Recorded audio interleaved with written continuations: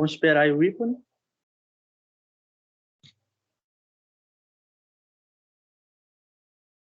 Beleza. Aí a gravação está sendo iniciada, né? O pessoal que quiser estar depois vendo, é só ver aí. O pessoal que vai chegar também junto aí depois no andar, né? Da integração, eles poderão aí estar retornando e visualizando aí. Vamos lá, então. A gente vai basear essa integração na avaliação que foi feita ano passado com o pessoal do quinto, né? Deixa eu só abrir a avaliação aqui agora. Só um segundo.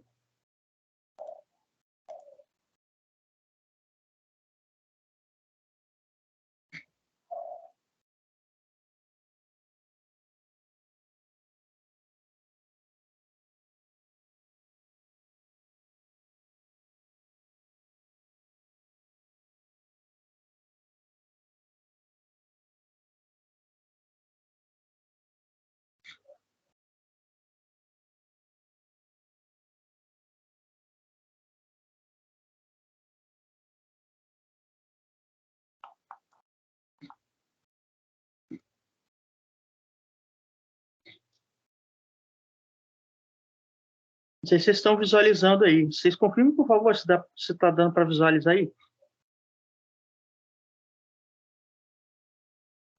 Pode abrir o microfone, porque aqui eu não tenho acesso ao chat, não. Tá? Tá sim. Beleza.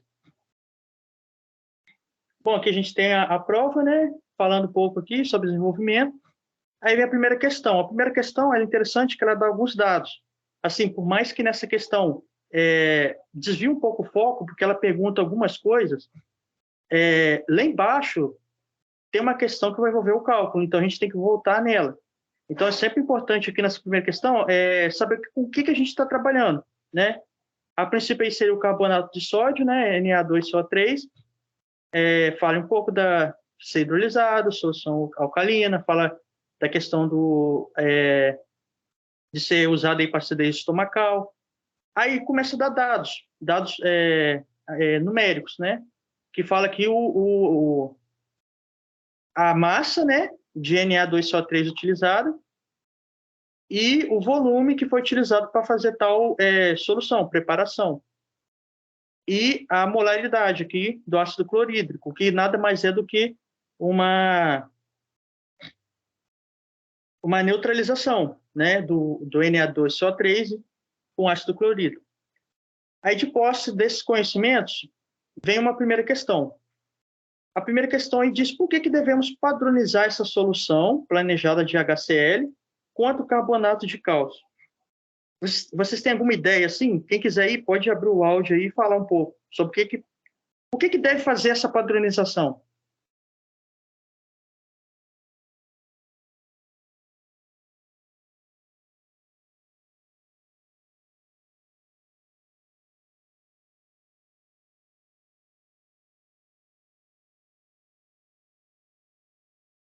Alguém tem alguma sugestão?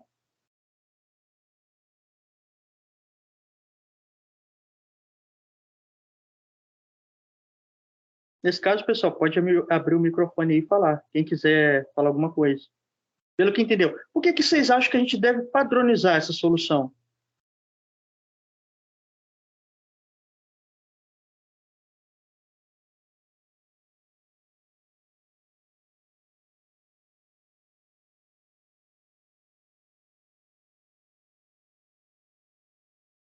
Bom, essa questão da padronização, ela é o seguinte. Como o ácido clorídrico, ele é um material muito volátil, né? Tem essa questão de ele não ser um padrão primário, né? A gente vai ver muito aí ao decorrer dessa prova sobre essas questões, do que é um padrão primário, o que não é padrão primário, as características que envolvem um padrão primário. Então, essa letra A, quando diz o seguinte, por que devemos padronizar a solução do ácido clorídrico, é porque ele não é um padrão primário. Ou seja, e isso, né, é preciso, para fazer isso, é preciso padronizar uma determinada solução. Nesse caso, é o ácido clorídrico. Para que assim a gente possa determinar a concentração de um soluto. Então, basicamente é isso.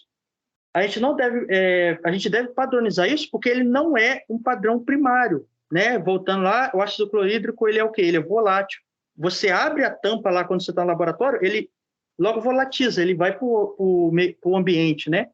Então, por isso que a gente deve padronizar esse HCl e ainda numa solução aquosa, porque ele não é considerado um padrão primário.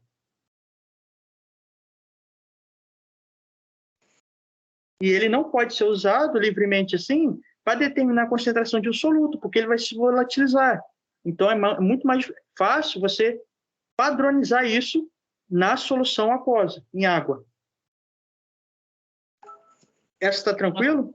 Natan? Oi. Não queria te atrapalhar aí, mas você consegue adicionar o Gustavo e a Gabi, talvez? Chamando eles? Peraí, deixa eu tentar aqui. Pô, Gustavo, eu tentei agora, cara. Eu coloquei ele para chamar aqui até antes da reunião. Durante a reunião, né? Deixa eu tentar aqui, só um segundinho. Tá, ó, Gustavo, chamei. E quem é a outra? Gabi Azevedo. Ah, ela falou que não tinham feito. Ah, tá, achei também. Tô chamando também. Vamos ver se vai aparecer aqui. Beleza, vou avisar eles aqui no grupo. Fala aí que eu tô tentando chamar eles. O Gustavo ainda tá ligando. Acho que a Gabriela entrou.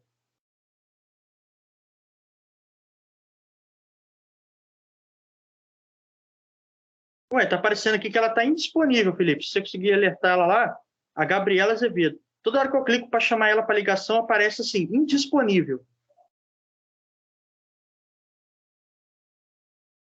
Não, beleza, pô, vou avisar aqui o pessoal. O Gustavo, eu tô ligando direto aqui, ele não tá aceitando. Ele tem que aceitar lá. Fechou. Beleza? Posso continuar aqui enquanto isso? Vai estar gravado? Beleza, voltando aqui.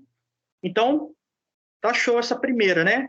A gente deve padronizar uma solução de ácido clorídrico, porque ela não é considerada um padrão primário. Ou seja, ela precisa ser um padrão primário para determinar a concentração de um soluto, porque senão ela vai dar alteração nesses valores. E a química analítica quantitativa, ela é muito rígida quanto a isso. Tanto que lá na hora da gente calcular na balança analítica, a gente sempre vai usar as 4 casas. É algo tão preciso que é necessário isso. Tá travando para vocês aí, pessoal?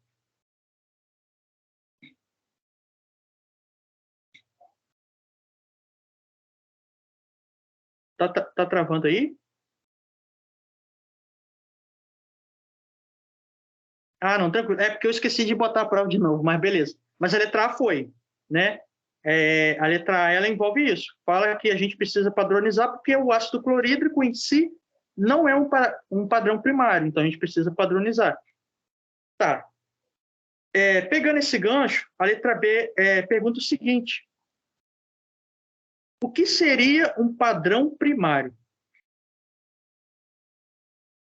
Bom, padrão primário, vamos lá. O padrão primário, ele é uma referência, né, quando a gente vai fazer os testes analíticos. É o seguinte: essas substâncias preparadas para o uso como padrão, elas serão comparadas no ensaio, por exemplo. E esse ensaio, ela tem que ter uma identificação de teste e pureza, ou seja, ela precisa ter uma qualidade apropriada para o uso. Então, isso é um padrão primário, é uma referência no teste analítico que precisa ter um alto teor de pureza e ele deve ter aquela qualidade apropriada para ser usado. Ô Felipe, abre o áudio aí que eu não consigo ler a mensagem enquanto eu estou compartilhando, cara. Se você falasse... Não, tá de bobo. Tá Não, tranquilo? a Gabi acabou de perguntar aqui para mim se você consegue ver qual que é o e-mail que tá aí no Teams dela. Ela não sabe se é o e-mail dela ou de outra pessoa. Da Gabi. Nossa, cara. Peraí. E o Gustavo falou aqui que ele tá com outro e-mail no Teams. Não, ele não tá usando o e-mail que é o que a faculdade forneceu para ele. Ué, mas qual é o outro e-mail? Ele passou e-mail? Passou. Qual é o e-mail? Fala para mim. Deixa eu ver se eu consigo colocar. Ah, não, você não consegue ver o chat, né? Não. Não, consigo aqui agora, mas é porque eu voltei. Ah, beleza. Vou mandar aí no chat, então, para você. Manda aí rapidinho pra gente voltar. Pessoal, qualquer coisa, vocês podem abrir o microfone aí e falar o que vocês acham, por exemplo, do que é um padrão primário também. Ou a definição que vocês encontraram. Pode ser que existem várias definições, mas tem o mesmo sentido. Às vezes, a definição que eu falei aqui, ela é um pouco, às vezes, complicada de entender. Às vezes, alguém tem alguma outra definição de que é um padrão primário, por exemplo, e é mais fácil. Se alguém quiser falar aí, pode abrir o microfone à vontade aí. O da Deixa eu ver se Gabi, você conseguiu ver também? Não, dela não. Dela não conseguiu e-mail, cara. Rapaz, isso aqui não vai ter como entrar, não, cara, porque é Gmail. O negócio de Microsoft não vai aceitar o Google, não. Não, rapaz, não tem o. Tem o nome dele aqui, eu consegui adicionar ele, mas essa conta dele não tá entrando, cara. Entendi, entendi. Eu vou continuar aqui, que depois está salvo. Se o pessoal quiser, depois está tudo salvo aí, entendeu? Eu vou visitar eles, então, aqui. Tá, vou continuar aqui. Mas vocês entenderam essa questão do que é um padrão primário? O padrão primário é uma referência para o teste. E ele precisa ter uma qualidade apropriada para o uso. Ele precisa ser puro nas condições de trabalho. Isso é um padrão, é um padrão primário. Vocês têm alguma outra definição? Alguém quer falar?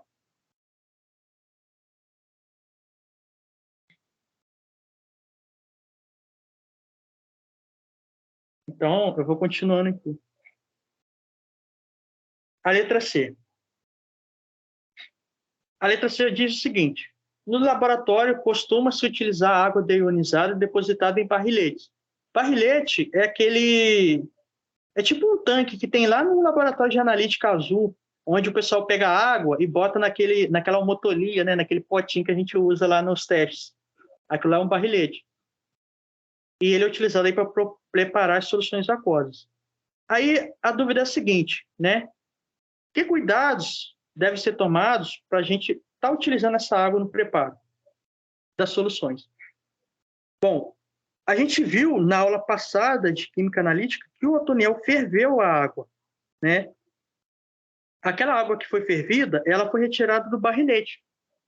Alguém tem alguma noção para falar por que aquela água foi fervida? Se é algo limpo, se é algo deionizado? Por que ferveu a água?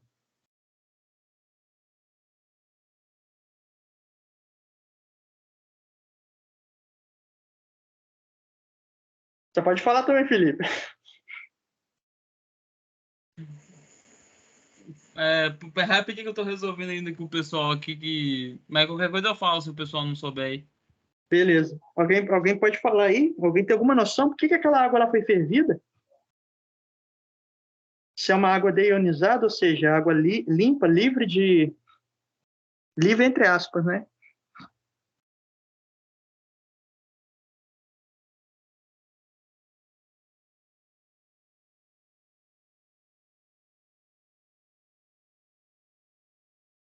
Bom, então vamos continuar. Essa água ela foi fervida por algumas razões, né? A primeira, né, que a gente... Acho que eu pulei uma, né? Mas não tem problema não, depois eu volto a ser. Vamos lá, voltando. Essa questão da água, né, do barrilete, ela... Assim, ela pode haver um mau processo de sanitização, ou seja, o mau uso para ela chegar no barrilete. Às vezes, esse mau uso pode ocasionar também a proliferação de micro-organismos, né? Afinal, quando a gente faz aula de alimentos, por exemplo, a gente mexe com bactérias ali perto, o tempo todo. Então, pode acontecer também de bactérias, né, micro-organismos, estar presente naquela água, que pode alterar algumas coisas da composição química da água. Esse é um motivo, mas existem vários. O motivo assim mais pro lado químico, né? E eu acho que é esse que o Toniel vai prezar, é a questão atmosférica, né? Ou seja, em dias mais quentes, né, ou dias mais frios, a atmosfera e todos os seus constituintes, né, eles se comportam de maneira assim, diferente. O que pode ocorrer, então, nessa água? A água pode sofrer um processo chamado carbonatação. Essa carbonatação deixa a própria água um pouco mais ácida, dependendo do dia. Às vezes em dias mais frios, às vezes em dias mais quentes. Tipo assim, é meio que tendencioso a sofrer esse processo, né? E quando acontece isso, essa água ela é imprópria para os testes analíticos. Para a gente ter uma ideia, os testes precisam ser tão precisos, né, que a gente tem que ferver essa água. Por quê? Porque ali no meio deionizado dessa água, né, deionizada, há moléculas de CO2, por exemplo. Por isso o processo de carbonatação. Então, quando a gente ferve essa água, a gente desprende o CO2 da água, que está presente ali, e libera ele de novo no meio atmosférico. Então, por isso que a gente ferveu a água naquele dia. Porque para o teste ser mais preciso ainda, foi preciso ferver para tirar o CO2 que estava ali presente. Porque a água está dias lá naquele barril e pode sofrer vários, assim, essa mudança de temperatura ambiente pode fazer com que aconteça esse processo de carbonatação na água. Então, por isso que foi fervido. Então, esses são os cuidados que a gente deve utilizar, né, essas águas aí no preparo das soluções, porque ela pode sofrer esse processo de carbonatação. Então, é essencial, neste caso, para testes analíticos, a gente fervê-la. Deixa eu ver como é que está o pessoal aqui. Vocês estão entendendo, pessoal, por enquanto? Quando chegar o cálculo, a gente vai fazer com mais calma. Eu vou abrir aqui o Paint, a gente vai fazendo a parte mais de cálculo. Ô, Natan, Oi? você acha melhor, talvez, enquanto a gente vai falando, vai trabalhando com as questões e escrevendo na prova, ou tentar escrever num documento, assim? Ou você acha que não precisa, não? Não, depois eu vou disponibilizar. Eu Uhum. vou resumir aqui isso que eu estou falando e vou colocar uma chave de correção lá no grupo. Ah, fechou, então. Beleza? Mas é bom se a gente ir acompanhando e entendendo. O pessoal que também, se quiser, se alguém viu alguma coisa diferente e tal, e quiser colocar aqui também, que esse momento aí para a gente ir discutindo. Não, fechou, fechou. Aqui, chegou, Beleza? talvez, o link lá no grupo da Química? Talvez? Rapaz, Alguém sabe me falar aí da turma, talvez? não, chegou. Na hora que você aparecer aqui, aparece notificação para mim. Ah, então tá bom. Mas beleza então, pessoal. Por enquanto tá tudo certo, né? É que eu pulei a letra C. Eu vou voltar nela. Eu pulei. Vou voltar aqui para a gente... Eu vou voltar aqui, ó. Essa aqui. Que propriedades uma substância deve apresentar para ela se constituir um padrão primário? Essa é a questão que o Toniel mais falou em aula, sobre essa questão de padrão primário. É meio que quase certo que essa questão eu acho que cai. Então, é bom a gente se atentar a algumas coisas. Bom, padrão primário. Quais são as propriedades, né? A gente falou o que é, né? Que ela é uma referência para um teste analítico, ela tem alto grau de pureza, tem uma qualidade apropriada para o uso, né? Agora a gente vai falar sobre quais propriedades ela deve apresentar. Bom, primeiramente, ela é uma substância estável e com baixo teor de impureza mediante as condições de trabalho. Condições de trabalho é onde a gente faz os procedimentos no laboratório. O que quer dizer substância estável? Significa que ela não pode ser higroscópica. O que é isso? Higroscópico é quando uma substância ela absorve a umidade da atmosfera e traz para si. Igual acontece lá com hidróxido de sódio, né? Se a gente deixar um hidróxido de sódio lá no beckzinho, lá uma quantidade, e a gente deixar em cima da bancada da mesa por um tempo, quando a gente for ver, já tem água pura ali. Então, isso não é um padrão primário. Ele deve se resistir, não é que não vai acontecer, mas ele deve resistir mais nesses casos. Então, isso é uma substância que não pode ser higroscópica, ou seja, que ela não absorve a umidade da atmosfera. Segundo ponto, ela não pode ser volátil. O que é ser volátil? É aquela substância que quando você abre, por exemplo, o pote, ela já começa a evaporar, como é o caso do ácido clorídrico, né? O ácido clorídrico, ele é extremamente volátil. Quando você abre lá a tampinha dele e tal, já começa a subir o ar, né, do gás. Por isso que ele todos esses elementos voláteis, né, é feito lá na capela, para que não se desprenda no ambiente e intoxique nenhum ambiente.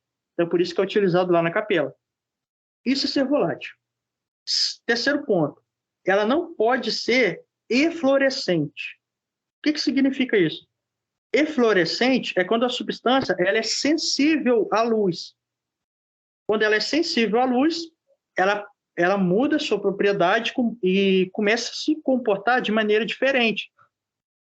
Como, por exemplo, o nitrato de prata, que a gente viu ano passado, como que a gente ficou lá com as mãos todas manchadas e tal. Então, isso é uma substância fluorescente, que no contato com a luz, ela muda a sua característica. E a gente viu isso na pele, literalmente. E, então, isso são as principais propriedades que ela deve apresentar para se constituir, né, esse padrão primário. Ou seja, ela precisa ter uma qualidade apropriada. Ela não pode reagir com os constituintes, né, as coisas que estão na atmosfera, que estão à nossa volta, que estão no ar. Então, recapitulando,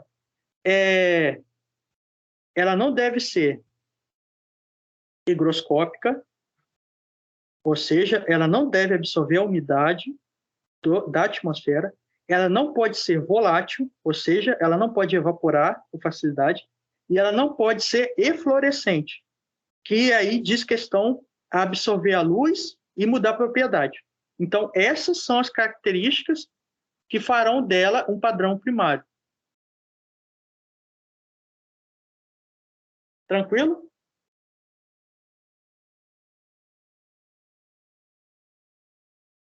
Acho que está tranquilo. O pessoal está meio quieto hoje. Aqui, Natan. Fala. Você pode falar também, eu dei uma pesquisada aqui, que você chegou a falar que elas têm que ser alto peso molecular? Falou, né? Não falei, mas tem uma outra questão que vai falar isso, mas isso é uma boa. Pode falar. Essa questão Então, do peso molecular. substâncias de alto peso molecular, teor de impureza de 0,1, 0,2%. Deixa eu ver mais o que. Alguns lugares falam que esses padrões primários devem ser exclusivamente sólidos, mas a gente viu que o HCl, ele não é. HCl não. O HCl é o coisa, né? Não é padrão primário, não, tá certo. Deixa eu ver mais o que. Falam que deve ser de fácil obtenção, purificação, devem ser fácil de fazer conservação também, essas coisas. Só essa parte aí de sólidas mesmo que eu acho que não necessariamente pode ser aplicada, mas do resto é mais ou menos isso. Exatamente, né? Igual você falou, além dessas características envolvidas à atmosfera, né? Que é a higroscópico, é questão de ser volátil, é questão de ser fluorescente, né? Além dessas questões, você falou algo assim, interessante, que é o alto peso molecular, que contribui para que essas coisas não aconteçam, né? Esses três tópicos que a gente citou, não aconteçam. E a questão da conservação, né? Que dependendo do tipo de material onde você vai alocar esse produto, né? Ele pode sofrer interações com o próprio pote, igual o Otoniel falou naquele dia, a questão do vidro e tal. Mas a gente vai falar mais aí embaixo, né? Sobre isso. Mas você está certo, essa questão aí a gente pode colocar também, a questão do alto peso molecular, a questão de ser, ela pode ser meio que alocada em diferentes tipos de materiais e tal. É mais seguro de você trabalhar, né? Agora é o cálculo. Você quer fazer essa, Felipe? Se você quiser compartilhar a tela aí, jogar no Paint aí. Rapaz, eu tava vendo aqui, se você quiser, você quer pular para a letra G, talvez? Que eu acho que fica melhor fazer ela primeiro e depois voltar nessa letra E. Não, tranquilo então. Eu vou parar de compartilhar aqui e você vai fazer a letra G, né? Uhum. Beleza, então. Toda sua aí. A Gabi, ela me mandou um e-mail aqui. Você quer tentar adicionar ela para ver? Deixa eu tentar. Enquanto isso, você pode manda para mim aí no chat. Enquanto isso, você pode ir compartilhando a tela aí. Beleza, beleza. Deixa eu mandar aqui.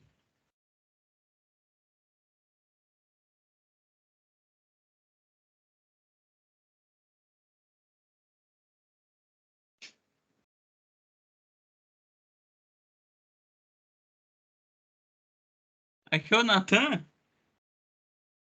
Natan, Oi, oi. o pessoal falou pra gente tirar o link lá do grupo do Otoniel, bicho. Ih, rapaz, tira lá, tira lá. É melhor, né? É melhor. É melhor. Essa é uma desse sem envolver, mas ele não tá vendo, não. Ele tá dando aula agora. É melhor, realmente. Tira lá, pode apagar. Só mandei só assim, no início aí, agora você pode tirar. Deixa eu avisar o pessoal aqui. A Bianca entra. Mas tá dando aula, ele tá dando prova agora, inclusive. Então você pode apagar a mensagem para todos lá.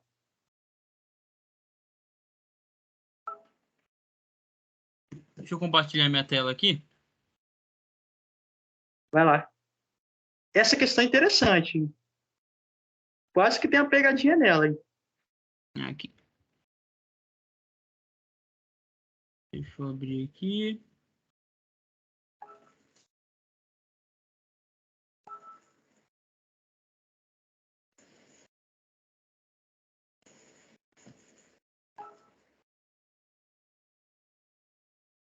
Apareceu aí, Nathan? Deixa eu ver. Tá carregando? Tá tudo preto ainda. E aí? Aê, apareceu. Deixa eu abrir o Paint aqui. Pouco artigo para pesquisar aqui, ó, de trabalho. Tô vendo aí. Eu acho que meu computador é meio lento, tá?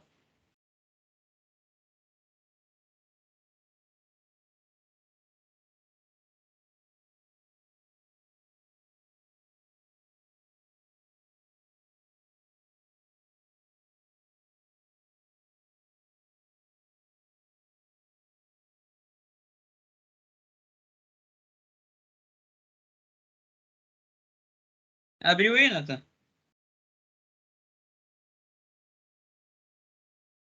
Esperando, ainda não. Tá abrindo. Abriu. Deixa eu botar aqui um. Vou botar o pincelzinho normal aqui, preto. Tranquilo, pode ser. Beleza, deixa eu. Bom, você consegue ler a equação aí pra mim? Só o que fala no enunciado? Vou ler aqui. Fala o seguinte: apresente a equação de hidrólise do carbonato de sódio que justifica seu uso como um antiácido, embora é sabido que para hipertenso não seja uma boa opção. Então, ó, ele quer o carbonato de sódio que ele deu lá em cima, né? Que é o Na2. E caralho, tá muito.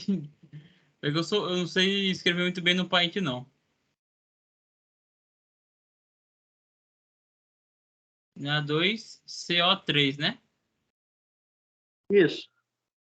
Beleza. Ele quer o processo de hidrólise, que é o processo de quebra, né? No caso aí, ele conta com um HCl, Nathan? Você só me recorda aí? Ou não? Então, aí que está a pegadinha, o contexto. Porque na letra G, ele fala que justifica como seu efeito como antiácido. Uhum. Porém, o que a gente vai fazer aqui é o processo de hidrólise, ou seja, a gente vai separar a molécula de carbonato de sódio Uhum. em outras coisas, entende? Ah, então Por tá meio certo. da água.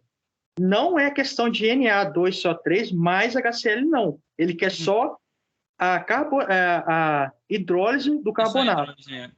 Ah, então tá show. Então, vocês lembram que ano passado a gente viu a questão de íons, né? Positivos, negativos. O sódio, por ser um metal de família 1A, a tendência dele é ser o quê? Um íon positivo, né? Então aqui ele é um íon 1+, certo?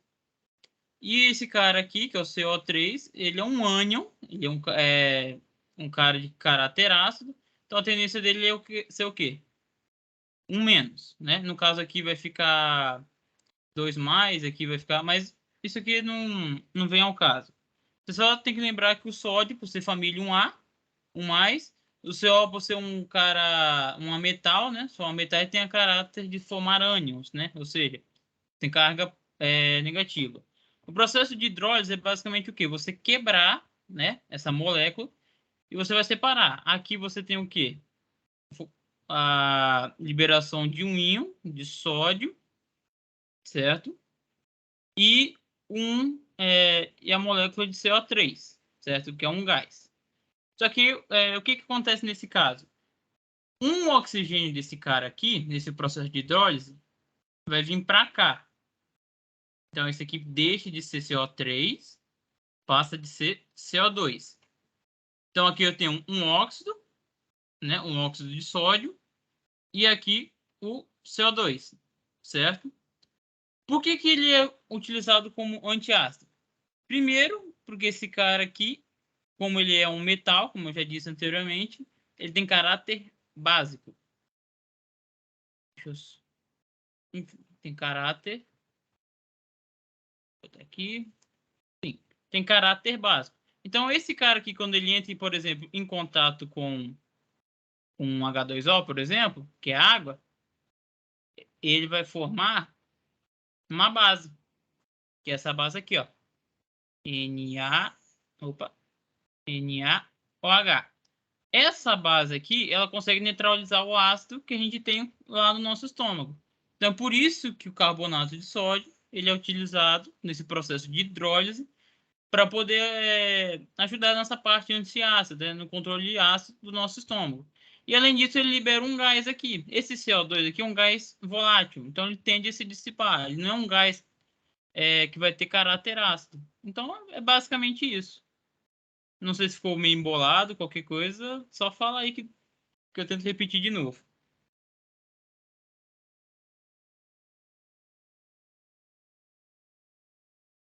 E aí, pessoal? Para mim ficou tranquilo, eu entendi. E voltando a essa questão, né, que lá no próprio texto fala, né, por que ele, né, não pode ser utilizado aí pela questão de ser das pessoas hipertensas, né? Justamente por causa desse sal formado, né, tem o sódio. E o sódio, é conhecido que o sódio ele aumenta os níveis pressóricos, né? Então, por isso que, respondendo a segunda parte da questão lá, que esse composto ele não é muito utilizado para esses fins, né? Porque o sódio ele aumenta esses níveis pressóricos, sendo um constituinte, né, do sal que vai neutralizar o ácido clorídrico, mas aí tem sódio, tem sal, então aumenta aí a pressão.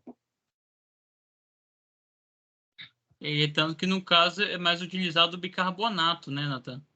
Que o bicarbonato ele já no caso ele vai liberar o H, no caso o bicarbonato ele libera direto isso aqui, ó, tá vendo?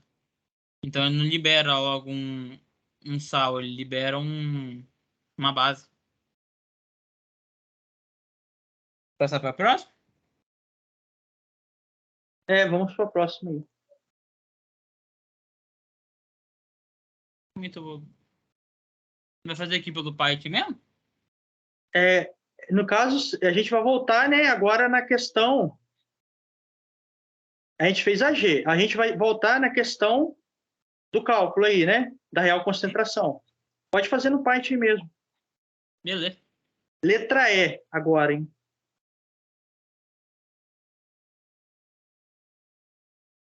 Só lê aí para mim que eu vou botando os dados aqui.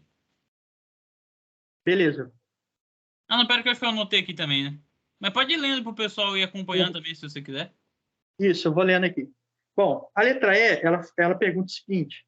Ela pede para a gente calcular a real concentração dessa solução aquosa que a gente preparou e, além disso, o fator de correção que deve ser proposto, né? Voltando lá no enunciado, agora que a gente vai utilizar o enunciado. Olha, a gente respondeu 4 questões que não utilizaram praticamente o enunciado.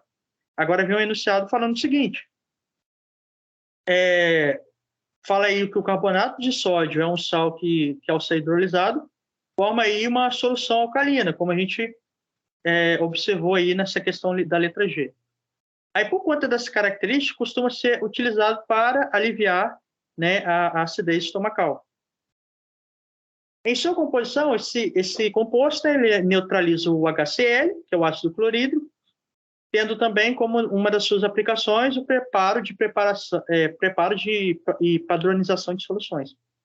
Aí vem o cálculo, né, a questões dos valores. Admita que num processo volumétrico, 106 miligramas de carbonato de sódio puro e seco foram adicionados a 200 ml de uma solução aquosa de ácido clorídrico, né, HCl, preparada aí com uma concentração igual a 0,01 mol por litro. A partir desses dados, né, o Felipe vai demonstrar aí o passo a passo para a gente calcular a real concentração e, além disso, o fator de correção. Pode ir. Fechou. Deixa eu adicionar os dados. Você prefere que eu faça pelo jeito estequiométrico mesmo? Que fica melhor, né?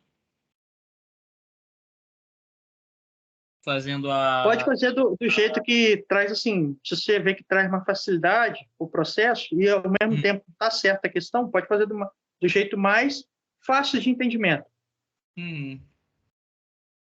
Vamos fazer o seguinte, então. Primeira coisa que a gente tem que fazer nesse caso aí, vamos pegar a massa molar, né?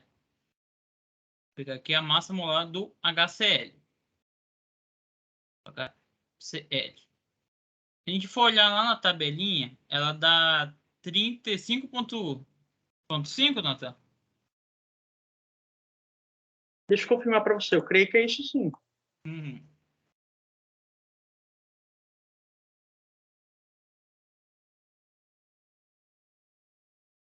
A massa do sódio está dizendo aqui que é 23? Espera aí. Não, da HCl, pô. Ah, tá, HCl. Ah, tá. Confere se é isso aí mesmo para mim. É 36,5. É 36? Isso, o cloro, ele é 35,5. O hidrogênio é 1, né? A gente soma. Fechou.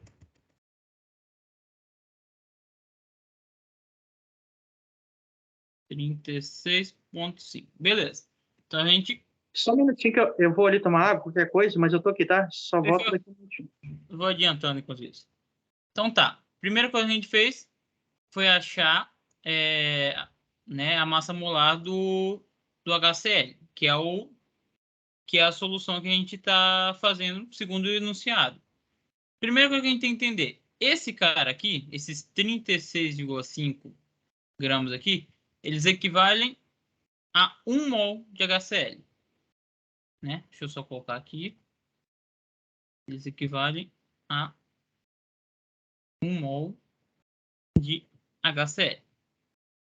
Para a gente achar a real concentração, igual está nos pedindo, a gente tem que ver quantos mols a gente vai gastar com base nessa massa aqui. Então, eu vou usar a regrinha de 3. Então, repetindo. Primeira coisa que eu fiz, achar a massa molar, né? Ou seja, quantos gramas de HCl eu tenho em 1 mol. Para achar a molaridade, eu tenho que saber quantos mols eu gasto, né? Quantos mols eu tenho quando eu vou ter essa massa aqui, ó, que foi dado enunciado. Então, aqui vai dar 0,106. Espero que isso aqui ficou meio embolado. 106 gramas equivalem a X. Né? Então, vou fazer regra cruzada aqui. Segundo valor aqui, deixa eu ver se eu anotei.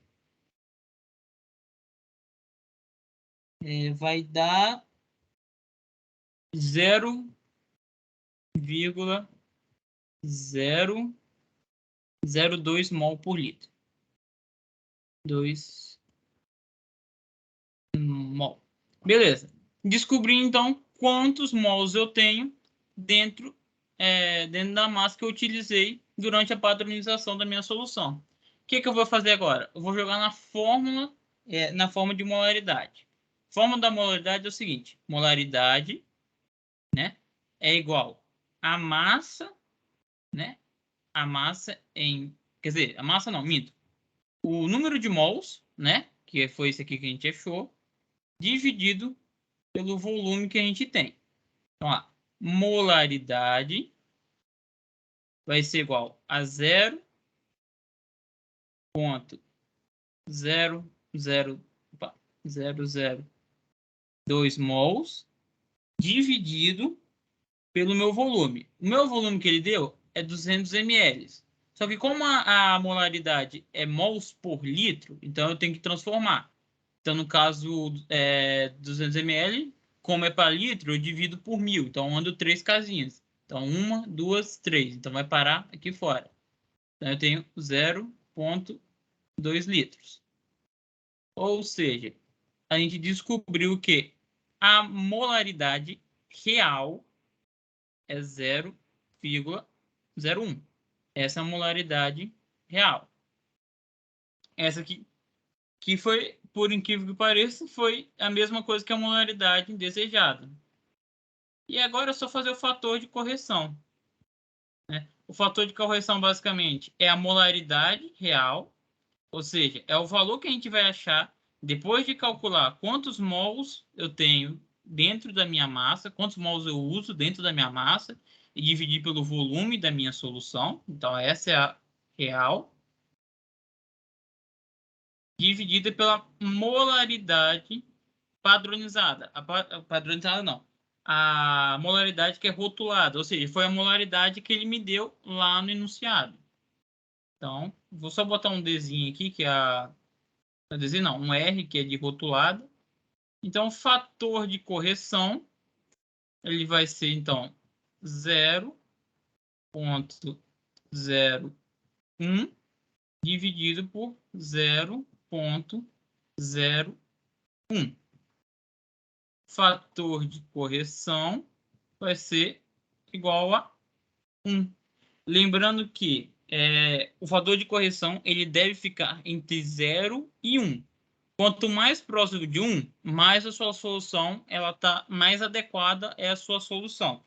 Quanto mais longe, ou depois de ter ultrapassado 1, mais possíveis erros aquela solução pode te proporcionar durante algum teste, etc. Ficou alguma dúvida, talvez, pessoal, nessa parte aqui?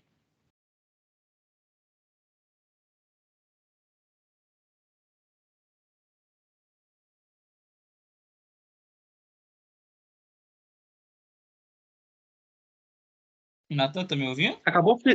Acabou? Eu acredito que sim. A menos que você queira que eu faça daquele outro método também, que é botar a equação, ver quantos mols, né? É um pouco mais complicado do que esse.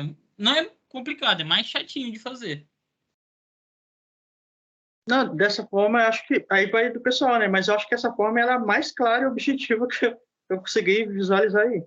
Eu também, mas aí fica a questão do pessoal, que se vocês quiserem, dá para fazer de outro jeito. É um pouco mais trabalhoso, assim, não questão de ser muito trabalhoso, não. Mas é um pouco mais enjoadinho, porque ele tem mais passos para você fazer. E vocês acham que tá mais, que assim, foi melhor entendido dessa forma?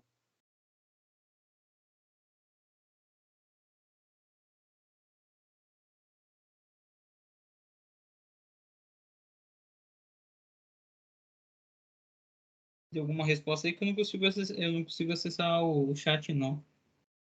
Por enquanto, não. Mas eu acredito que seja, né? Pessoal, dá um Bom, não sei. retorno aí para nós. O pessoal não falou, não. Mas aqui, coisas que a gente deve se atentar aí principalmente transformação, né, de miligrama para grama, de ml para litro, volume, né? Porque a gente trabalha com gramas por litro. Então, é muito assim, importante ficar atento, né, com essa questão da transformação. Né? A gente sabe que volume se anda 3 casas decimais. Né? Já a questão da grama ali, você vai andando uma casa por casa até chegar no esperado, que é a grama. Existem medidas diferentes, né? Formas de medida. Então, é muito importante ficar atento a isso. Eu não poderia chegar ali e jogar 106. Não, tem que transformar para grama, senão o cálculo dá errado.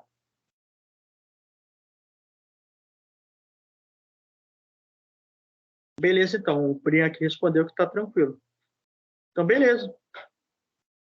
Bora para a letra F. Letra F? É o fator de... A F é a rotulação. É a mais tranquila. Deixa eu apagar aqui, então. Peraí.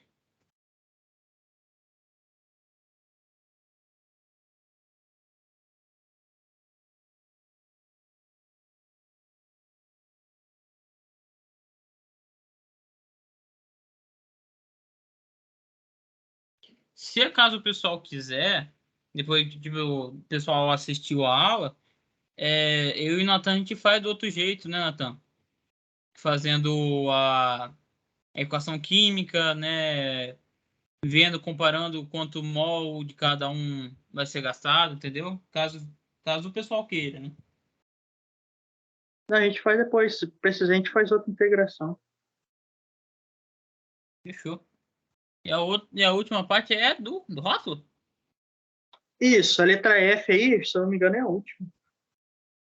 Deixa eu até dar uma olhadinha aqui. Caralho. Da número 1 é a última. Uhum. É a rotulação. É a rotulação. Basicamente é... Nossa, eu sou ruim pra escrever nesse negócio, bicho.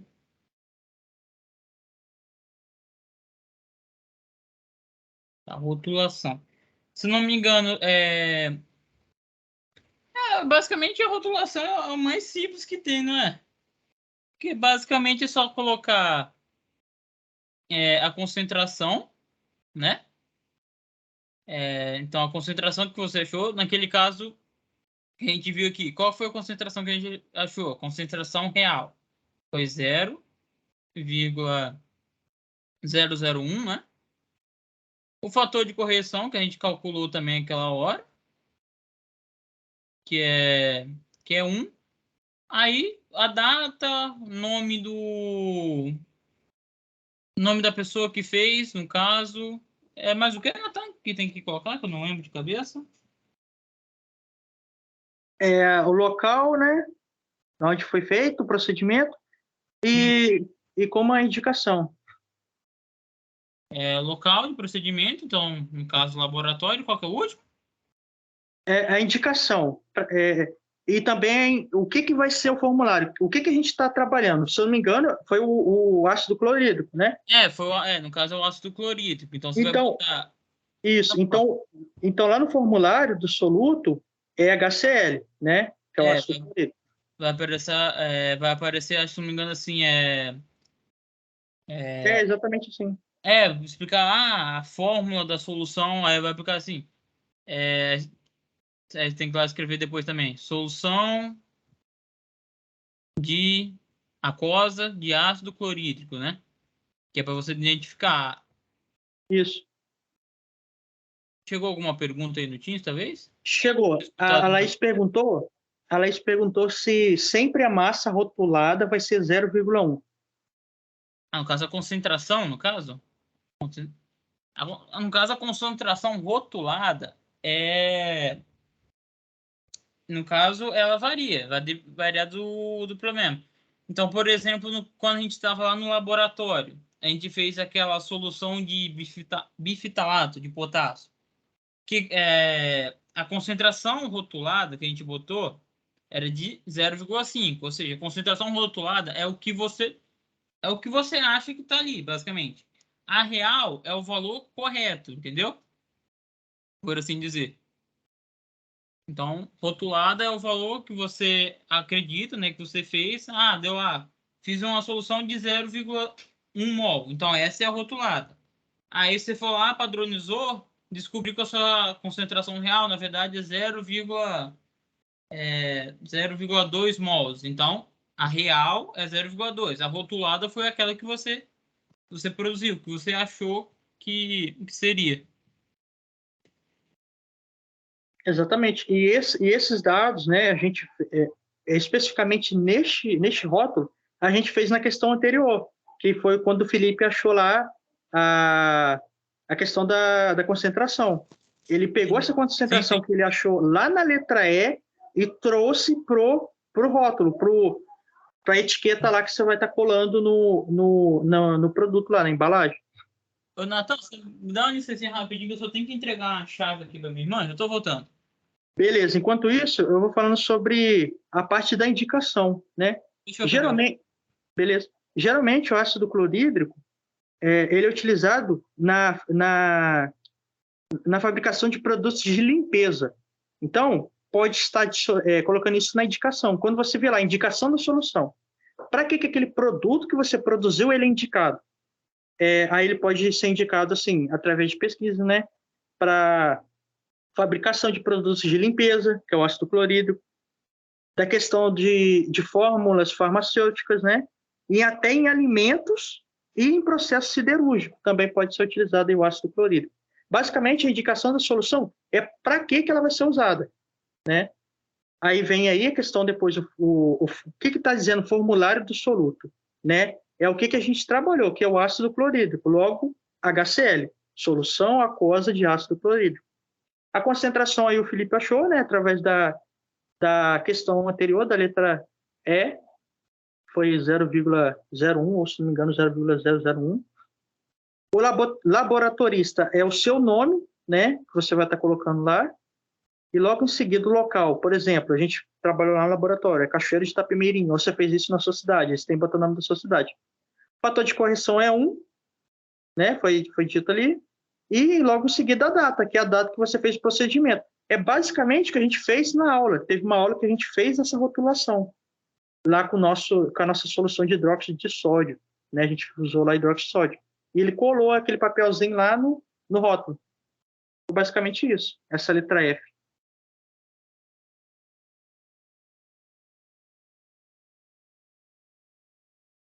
Bom, aí eu não sei se o Felipe voltou ainda, mas seguindo, né? Vou estar lendo aqui a questão. Voltei. Voltou? Eu vou estar lendo a questão 2, né? E a letra A. A questão 2, ela diz o seguinte: um laboratorista deseja preparar e padronizar 500 ml de uma solução aquosa de hidróxido de sódio, 0,2 molar. De posse desse pressuposto, que o mesmo conhece aí a estabilidade do soluto, mediante as condições de trabalho, né, que aí é a questão de ser um padrão primário, as necessidades e tal, determine. Descreva a sequência de eventos, passo a passo, que esse laboratorista tem que desenvolver apenas para preparar a solução, né? Existem aí, inclusive essa questão acho que vai cair também, uma questão muito forte para cair, que é essa 2 letra A. Você quer fazer ela, Felipe, ou você quer deixar que eu faça? Rapaz, se você tiver aí como fazer, porque eu esqueci quando eu imprimi o roteiro, que é basicamente o que está escrito no roteiro, não é? Isso. Vamos lá então na letra A, que a gente precisa observar alguns pontos. Isso é essencial para que não seja descontado décimos, né, dessa sua questão. Vamos lá. Eu vou ver se eu compartilho aqui, Felipe, para facilitar. Deixa eu parar aqui então, meu.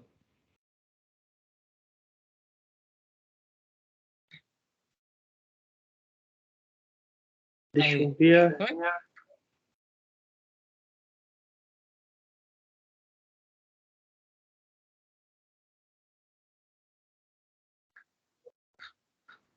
Vocês estão conseguindo me ouvir? Então, de boa. Bom, eu tô conseguindo.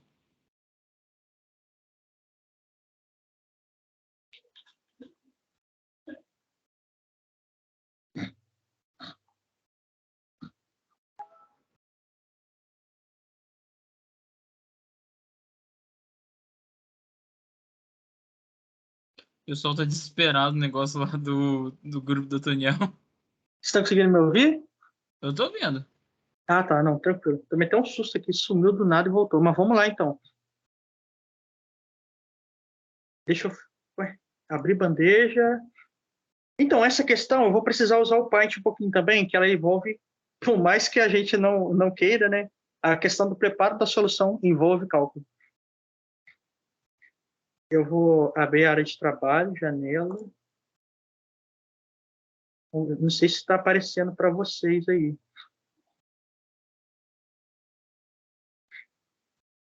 Está aparecendo para vocês a minha tela aí?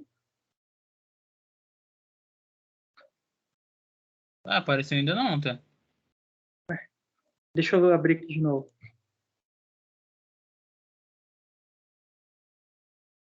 Eu acho que agora vai, hein? Confirma aí, por favor. Apareceu aqui pra mim. Apareceu? Show. Uhum. Então, a letra A diz o seguinte, né? Para a gente pegar e escrever o passo a passo até o preparo dessa solução. Vamos lá. Vamos, então, passo a passo. Primeira coisa. Opa, deixa eu apagar isso aqui. A primeira coisa que a gente deve observar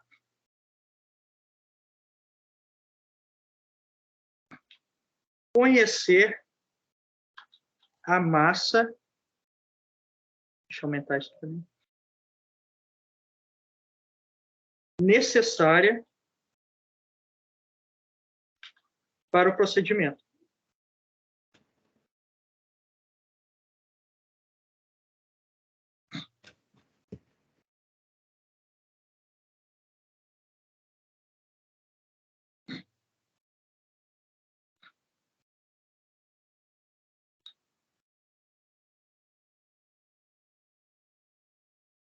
Rapaz, está indo e voltando toda hora, cara. Vocês estão me ouvindo agora? Uhum.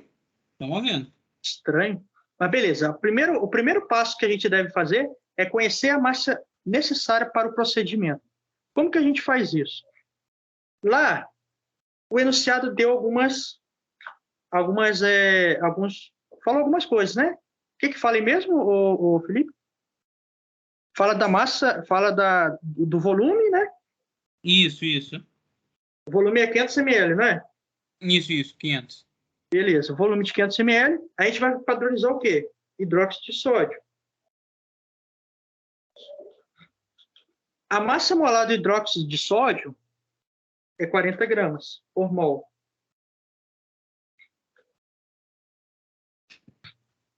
E o volume que a gente vai usar, lembrando que a gente vai ter que transformar em litros, que é a mesma coisa que 0,5 litros.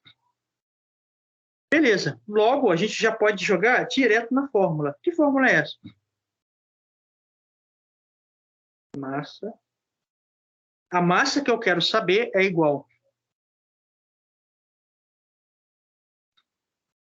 a molaridade dividido pela massa molar vezes o volume.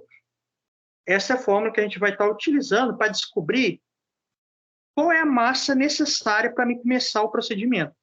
Vamos lá, jogando na fórmula.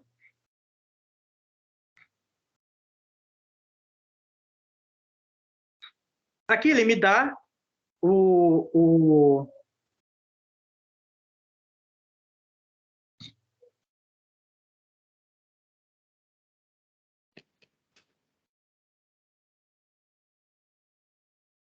Concentração é 0,2, tá?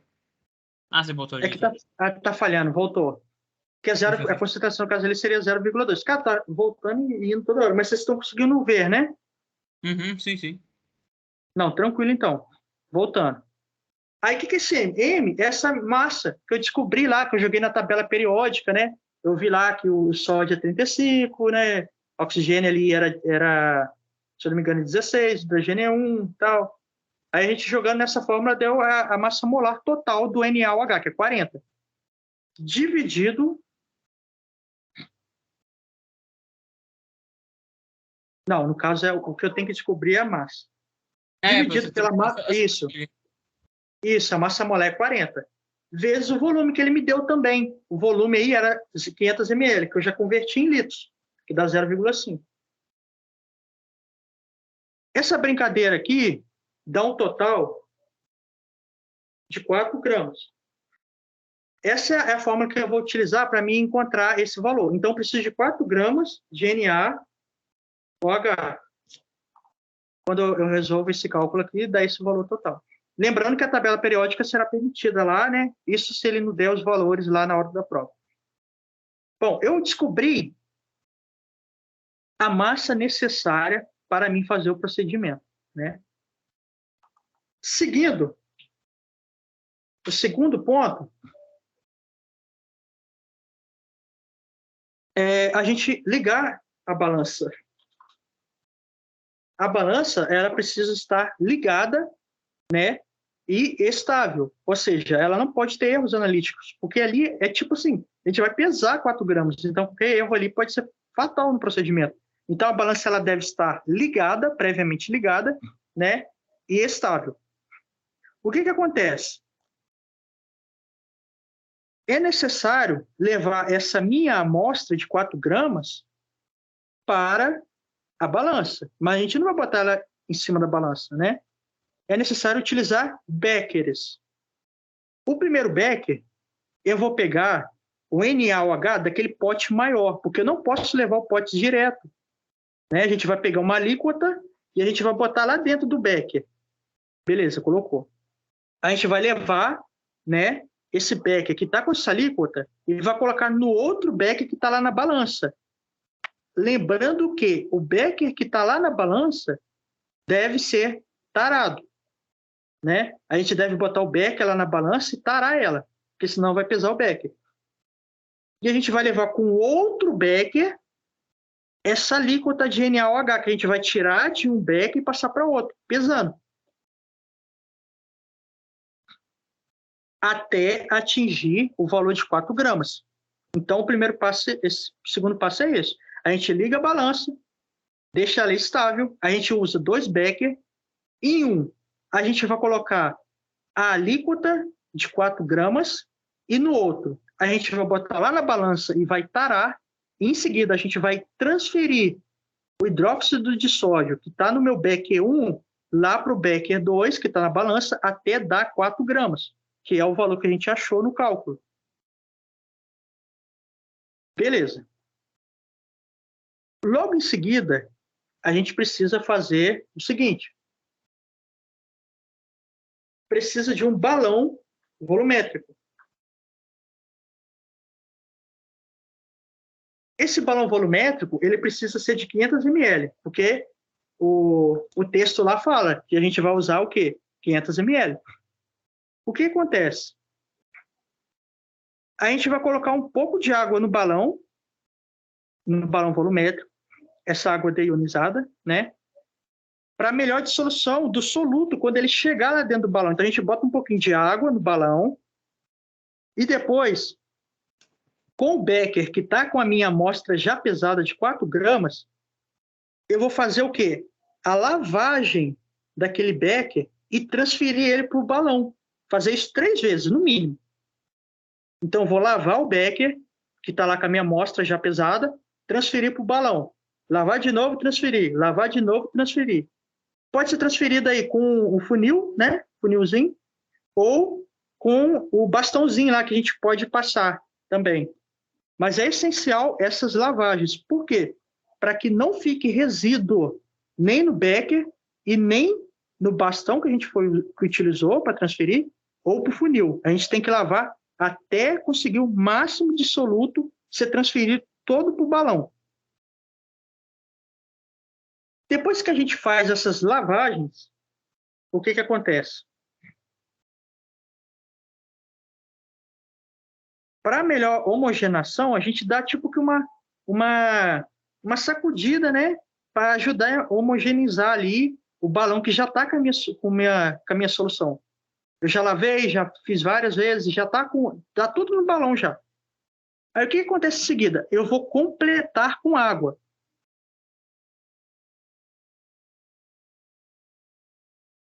Até atingir o menisco, que é aquele tracinho que vai estar lá no meu balão, no meio do balão, né? Aquele tracinho que a gente chama de menisco. Então, eu vou completar com água, porque naquele menisco é o volume correto de 500 ml, aquela a linhazinha que tem lá no balão. Ah, mas como que eu posso fazer isso? Lembrando que a gente deve sempre fazer o quê? Perpendicular ao olho, né? Perpendicular ao olho. Tipo assim, ó, a gente vai estar lá,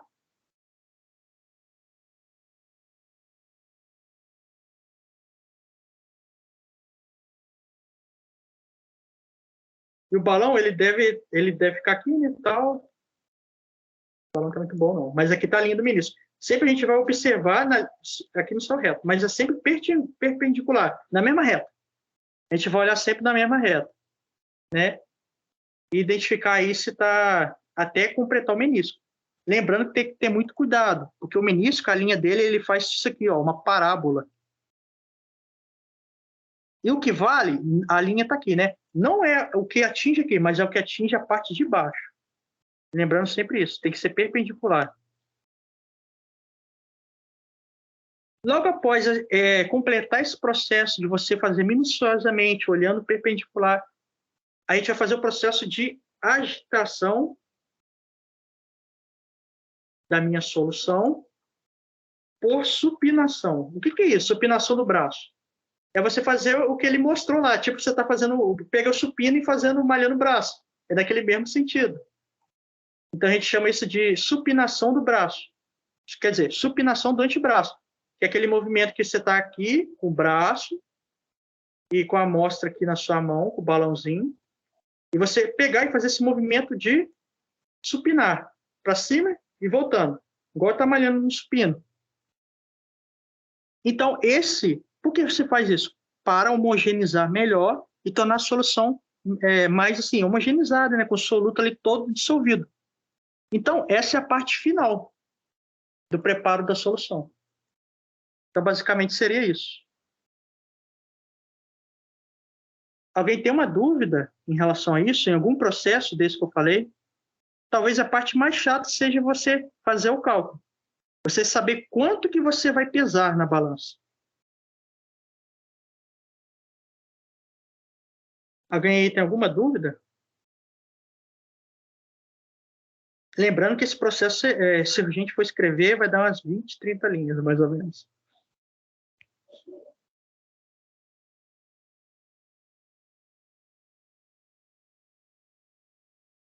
Bom, se alguém não tem nenhuma dúvida aí, eu vou seguir para a letra B.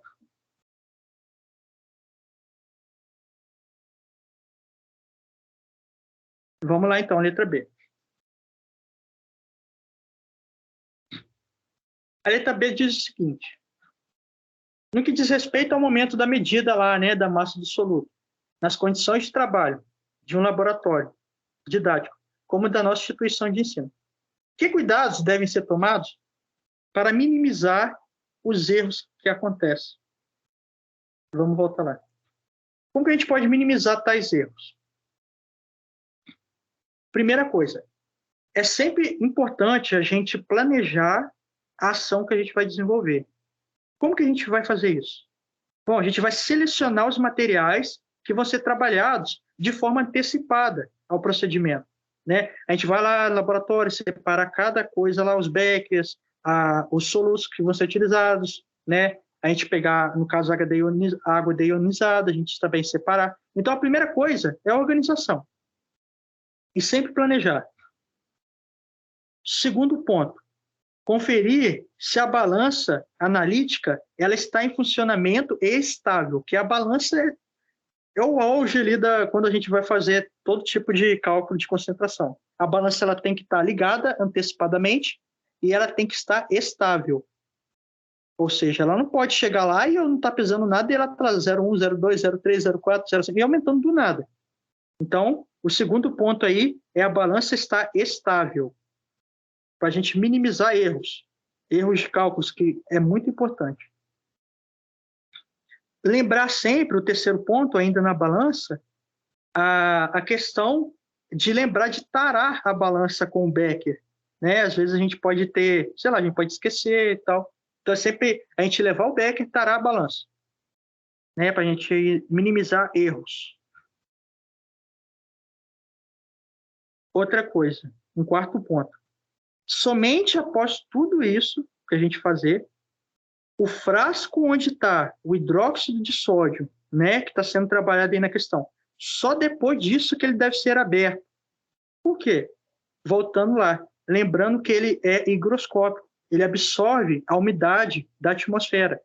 Então, quanto mais a gente adiantar essas coisas, melhor. Porque quando a gente vai abrir o pote, já vai começar a absorver umidade, né? Ficar o componente ali, ele ficar úmido, então já dá erro. Então, primeiro a gente deve fazer todo esse procedimento, deixar tudo no esquema já, para depois a gente pegar o hidróxido de sódio. Lembrando que a gente não vai pegar o pote do hidróxido de sódio lá e colocar levar para o becker lá e pesar na balança. A gente deve tirar uma parte e colocar em outro becker, né? Tirar a alíquota, como diz o Otoniel. A gente vai tirar uma parte que a gente vai pesar. A gente não pode levar o pote. Porque ali um passa para outro passa para um, e abrir toda hora não é legal, entendeu? Às vezes perde material. O instrumento que a gente vai fazer essa retirada, geralmente é uma espátula. Então, a espátula ela deve estar também seca e arejada. Não pode estar úmida, não pode estar molhada. Que no primeiro momento que você vai pegar aquela espátula molhada e colocar lá, já era também. Então, basicamente, né, para finalizar essa questão, a gente também deve lembrar do quê? Do frasco que vai ser guardado a minha solução final. Lembra lá que o Otoniel, né, a gente tinha feito a solução, deixamos no balão de vidro. O que acontece? O SiO, né, a sílica do vidro, ela pode entrar em contato com o meu material e fazer alterações. Então, por isso, nesse caso específico do hidróxido de sódio, é melhor alocar a minha solução em um pote de plástico, em um frasco de plástico, que aí não vai sofrer esse processo, né? Então, esse aí é mais um negócio que a gente tem que ficar atento para evitar tais erros. Então, basicamente, foram esses que eu identifiquei. Vocês, alguém tem alguma sugestão?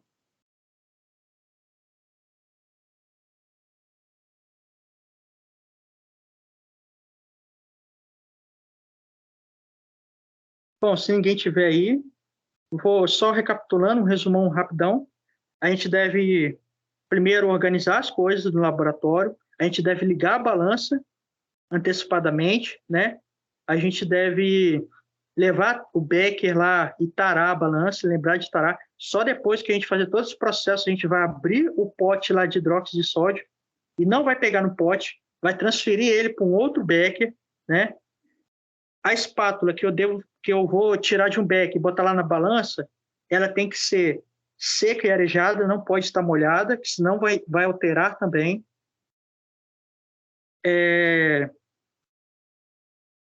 A questão também da minha solução ser armazenada não pode ser em vidro, porque o vidro lá tem sílica e a sílica vai entrar em contato com a minha solução. E tem que ser de plástico, né? Então seria isso, basicamente.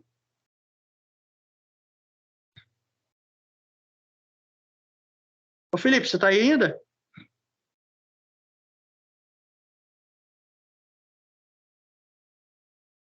Fala aí. Ih, rapaz.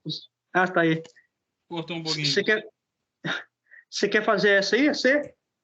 Assim que manda, pô. Faz então pra gente, você. Compartilhar aqui então rapidinho. Beleza, vou tirar aqui.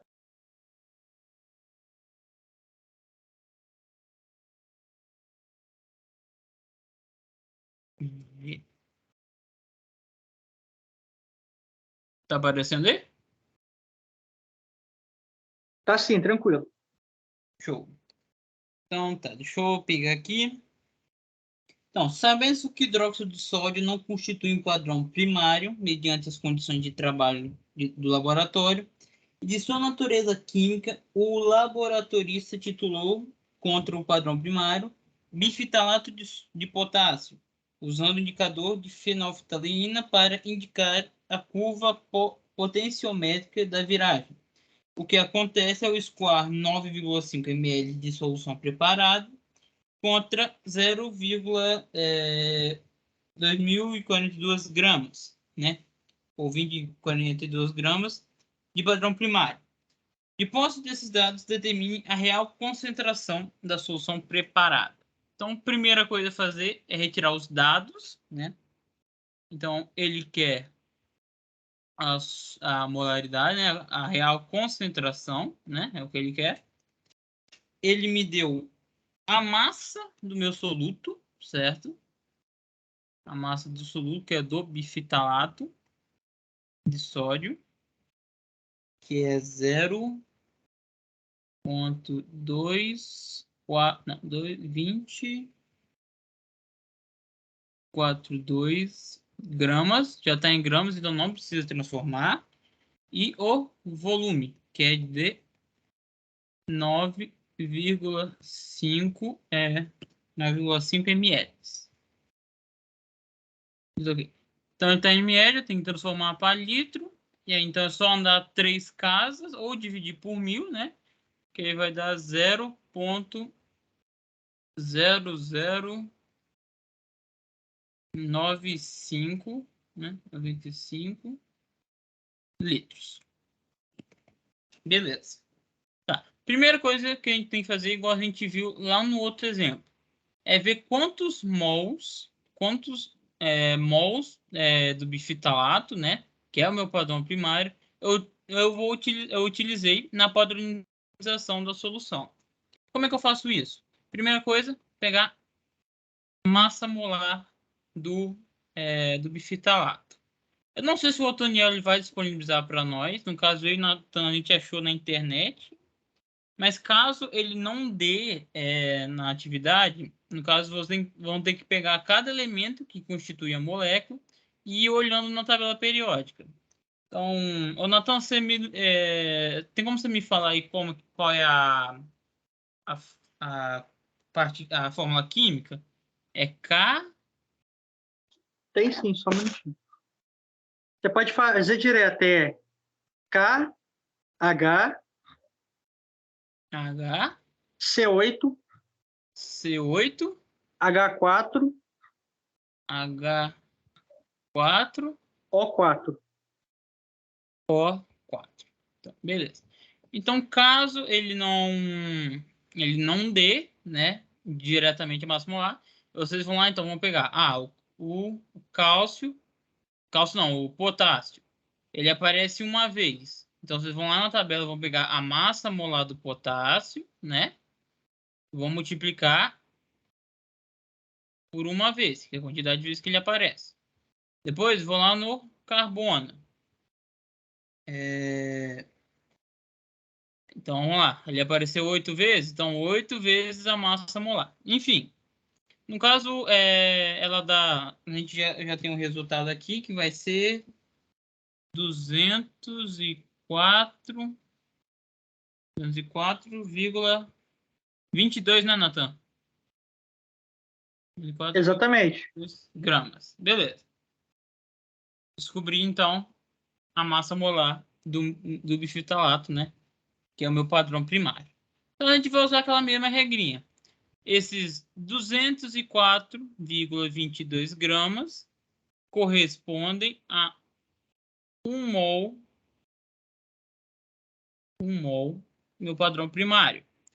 Se eu tenho 0,2042 gramas, quantos mols eu vou ter? Então, vou fazendo aqui. Aqui vai dar, então... Deixa eu ver quantos que deu aqui. Dá 0,0001. Então, descobri que tem o 0,0001 mol de bifitalato.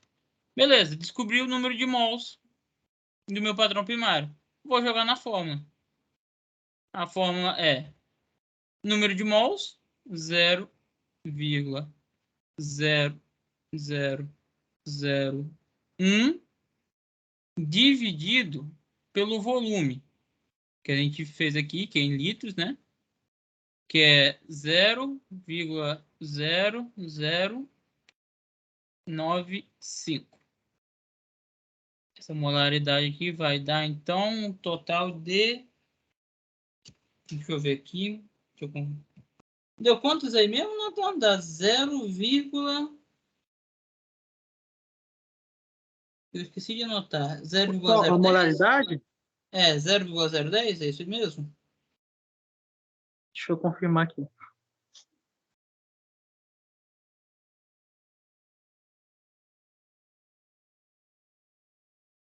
Deixa eu ver se é isso aqui mesmo. Eu esqueci Isso, de... 0, não, é 0, na verdade tinha dado 0,1052. Uhum. 0,1052.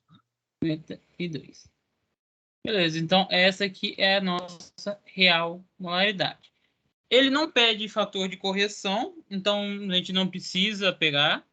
Caso ele pedisse o fator de correção, o que a gente teria que fazer? Então, o fator de correção seria essa molaridade que a gente achou, né, que é a real molaridade, 0,1052 dividido pela concentração rotulada. Se vocês olharem lá no enunciado, ele diz que a concentração da solução que ele quer fazer é 0,2.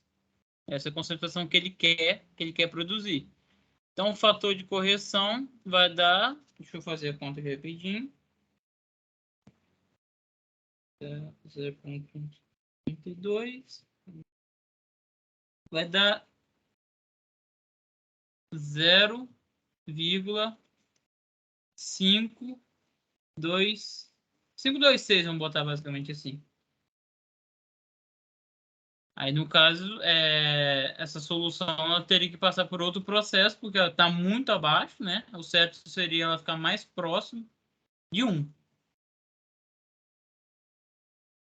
Então, acho que só isso. Ficou alguma dúvida, talvez, nessa parte?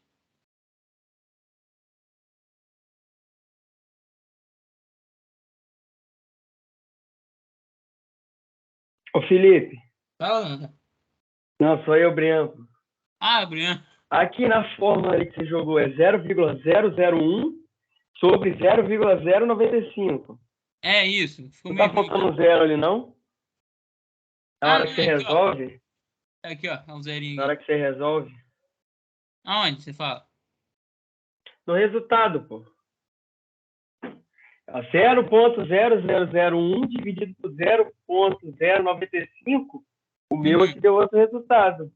Deu outro? Deu qual aí? Faltou Deixa eu só confirmar aqui de novo. Uhum. É porque eu tô usando... não tô usando a científica, não. Ah, deve ter faltado um zero ali, é 0,01052. Isso aí mesmo. 0,1052. Ah, tá. Então o resultado aqui vai dar...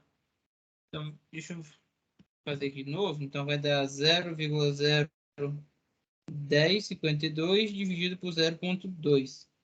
No caso vai acrescentar um zero aqui a mais, no caso. Mas ainda continua sendo baixo.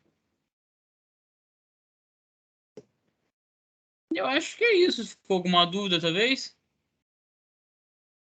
Ô, Nathan, será que ele vai pedir, talvez, a parte estequiométrica, que é o outro modelinho lá?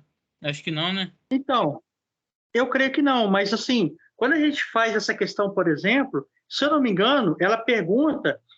Deixa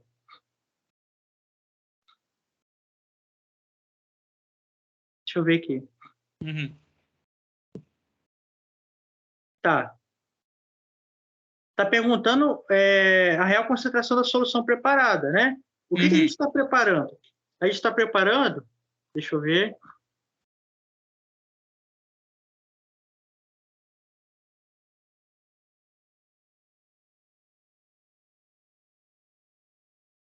Uma solução de hidróxido de sódio, eu acho, se não me engano. Peróxido de sódio? Hidróxido de sódio. Isso, exatamente. Uhum. Aí, não, tá top, aí você achou a concentração. E você fez aí também o fator de correção, correto? Sim, sim. No caso, não Não. pede, mas caso ele Ah, não, pedisse. top. Não, tá show.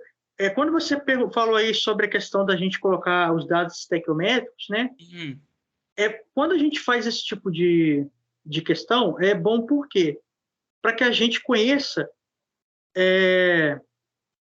o que a gente está fazendo, porque ela está perguntando qual é a concentração da solução. Mas a solução que eu estou trabalhando não é o bifitalato de potássio. Eu estou fazendo uma solução de hidróxido de sódio, que é NaOH, né? Uhum.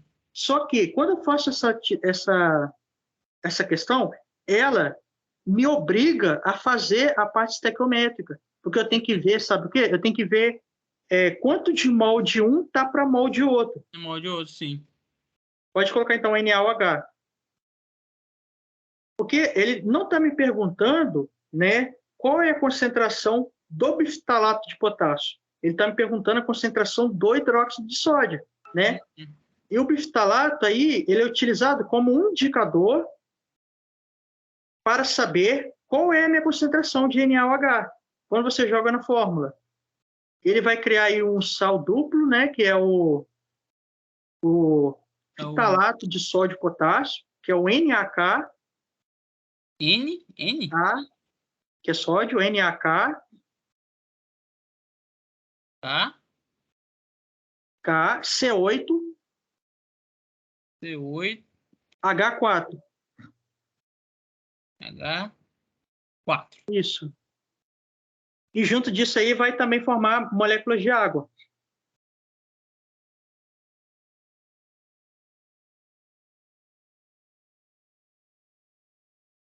Aí.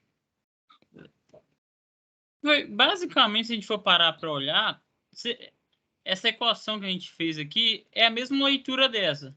Vocês podem ver que ó, aqui eu tenho 1 mol de bifitalato para 1 mol de hidróxido de sódio. Então, eu posso dizer que 204,22 gramas, que é a massa molar, né, do bifitalato, corresponde ao quê? A 1 mol de hidróxido de sódio. Então, se eu tenho 0,2042 gramas, quantos mol de hidróxido de sódio eu vou ter? É uma outra leitura que você pode fazer. É a mesma coisa na última questão, né? Que a gente fez. Você pode fazer também por esse modelinho aqui. Exatamente. Aí como que eu acho aí, então, a concentração do hidróxido de sódio, que é o que a questão está me perguntando, que é o NaOH? A gente já fez. Porque É, quando a gente acha a concentração real, igual o Felipe mostrou aí, e o fator de correção do bifitalato, é a mesma coisa do hidróxido de sódio. Porque um mol de uma coisa corresponde ao mol da outra. Então, o mesmo valor que eu acho no bifitalato de potássio, ele é determinante para encontrar o hidróxido de sódio, que é o NaOH. Então, é o mesmo resultado. Eu preciso consumir a mesma quantidade para me originar o outro produto. tanto que foi por isso que a gente fez dessa outra leitura, né? Porque fica mais Isso, fácil de entender, não confunde tanto essa questão estequiométrica, né? isso, porque quando a gente acha um, automaticamente é o valor do outro. A gente usa um para um. Caso a proporção seja diferente, aí a gente tem que fazer o cálculo. Vamos supor que um mol deftalato de potássio aí precisa de 2 de hidróxido de sódio, por exemplo. Então tem que multiplicar esse valor por 2.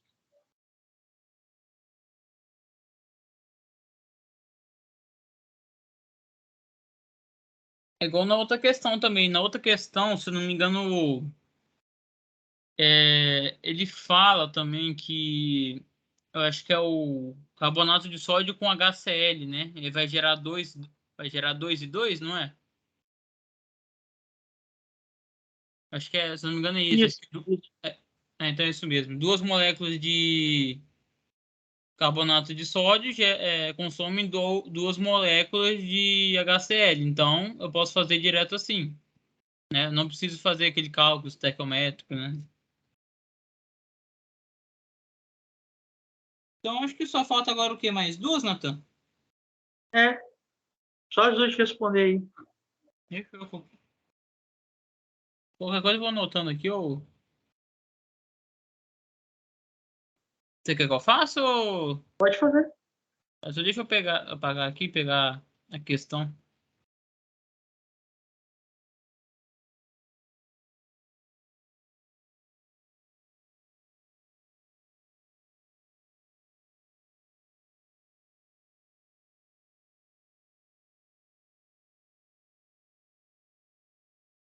Até que o pessoal tá como na prova lá, Nathan? Rapaz, depois que a gente vai ouvir. Os caras vão acabar com o nosso cair de monitor.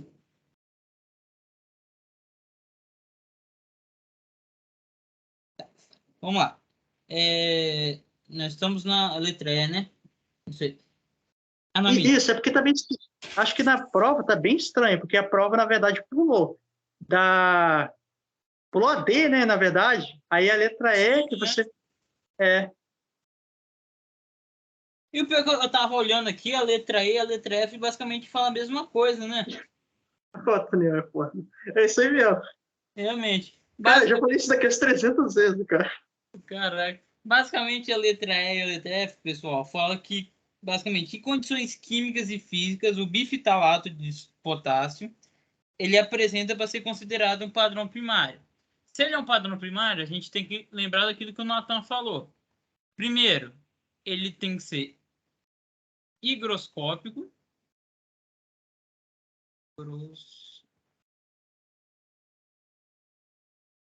Higroscópico. Ou seja, ele não pode ter afinidade com a umidade, certo? Porque isso altera diretamente no peso, né, na massa do produto. Ele é uma substância de alto peso molecular, o que também interfere diretamente. Aqui. Alto peso molecular.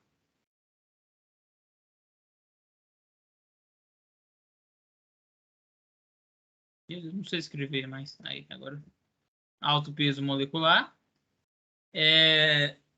Ele não pode ser eflorescente, né? Ou seja, não pode ter relação com luz, essas coisas assim.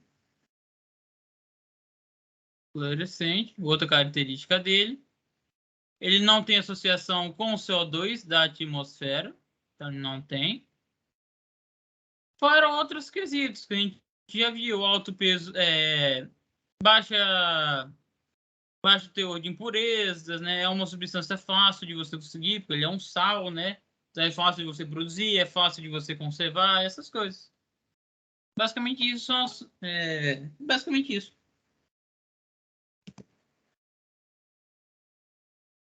É isso aí. Basicamente, a E e a F é a mesma coisa, porque a diferença é que a F ela me dá um composto específico, que é o fitalato de potássio. Na verdade, a E, a F, a B, eu acho que a C também, eu acho que é a mesma pergunta. Tudo a mesma pergunta. Só muda um pouco o contexto, mas se a gente sabe que é um padrão primário, a gente dá para tirar pelo menos um na prova tranquilo, porque as 4, 5 questões só falam sobre isso. E por último, como é chamado uma solução planejada após o processo de padronização contra o padrão primário.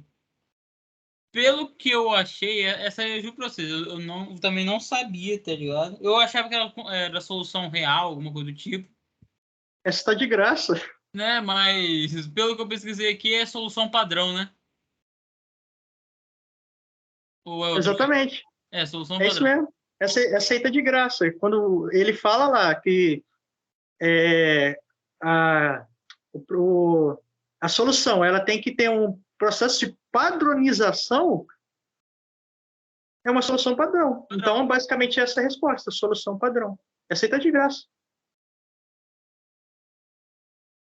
Aí. Alguma dúvida, talvez? Se o pessoal quiser falar alguma coisa aí, chat, o microfone.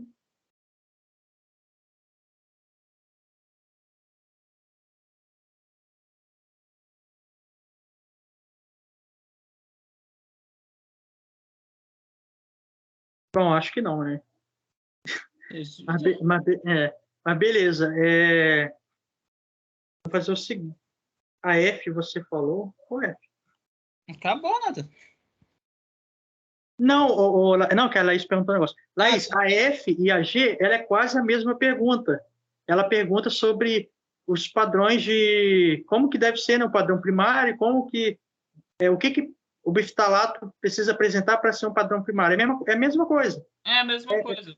É isso que o Felipe apresentou aí agora, sobre a questão higroscópica, né, da umidade da atmosfera, não ser fluorescente, não absorver luz, né, não ser ter alto peso molecular, tudo isso que ele acabou de falar agora. É a mesma pergunta praticamente, só muda ali que ele colocou do bifitalato. Uhum. Mas é basicamente a mesma coisa. Se ele isso. perguntasse assim, quais condições, por quais condições o hidróxido de sódio não pode ser algum fator, um componente primário, né? Aí vocês iriam explicar, não, porque ele é higroscópico, ou seja, ele absorve umidade, ele tem relação com luz, né? Ele tem baixo peso molecular, e entre outros fatores. Exatamente. Lembrando que nem todos os solutos, os componentes, eles vão apresentar essas características. Por exemplo, o hidróxido de sódio, ele não pode ser volátil, porque ele não é um líquido e ele não evapora. Mas o HCl, pode ser volátil. Então, tem esses aspectos que, dependendo do produto que se trabalha, você vai ter condições específicas para que eles não sejam padrão primário, né? Igual aí da questão do bifitalato, é bem parecido aí com o hidróxido de sódio, é peso molecular ali, essa questão. Porque o bifitalato é um padrão primário e o hidróxido de sódio não é?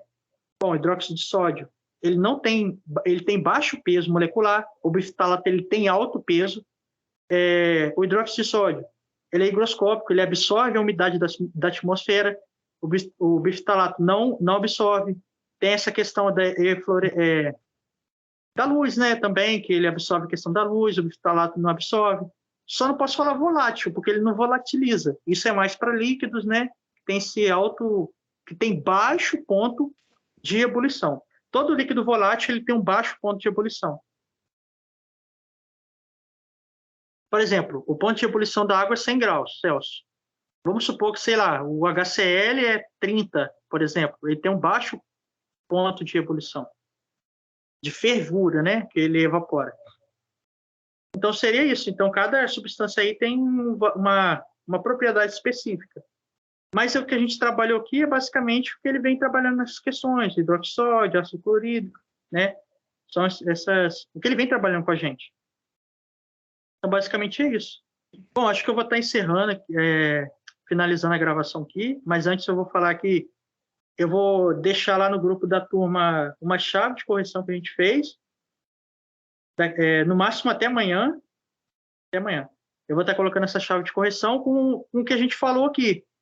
E caso precise, né, a gente faça outra integração mais para frente, sei lá, no domingo talvez, que está todo mundo aí disponível, para a gente voltar e frisar alguns pontos que poderiam ter surgido dúvidas e, às vezes, vocês não quiseram falar aqui agora, mas depois aí a gente pode estar ouvindo e a gente pode estar fazendo de novo essa integração. Quinta agora também a gente não tem aula do Anderson. Talvez o pessoal não quiser deixar para o domingo, né? Quiser fazer... Falar, né? conversar, né? A gente pode... Essa reunião está aqui, essa sala está aqui para isso. Quem quiser também ter uma ideia, quer fazer também, pode falar lá no grupo, chamar o pessoal. Sim, e vocês podem estar utilizando também, isso aqui é para gente. Entendeu? Não tem professor, não tem nada aqui. Torcer para ser igual agora a prova. Eu tenho quase certeza. Então, aí, voltando na prova, aí eu perguntei ele algumas coisas e ele vai mandar amanhã um áudio lá. Eu acho que ele vai ler a prova e vai me mandar. Igual ele fez na última vez. Ele leu a prova e foi me falando. Mas beleza, então, por enquanto é isso. Qualquer dúvida aí a gente está à disposição ou a gente abre essa turma aqui. Quem quiser abrir também e falar alguma coisa, está à disposição. Eu vou encerrar a gravação aqui, senão fica muito grande.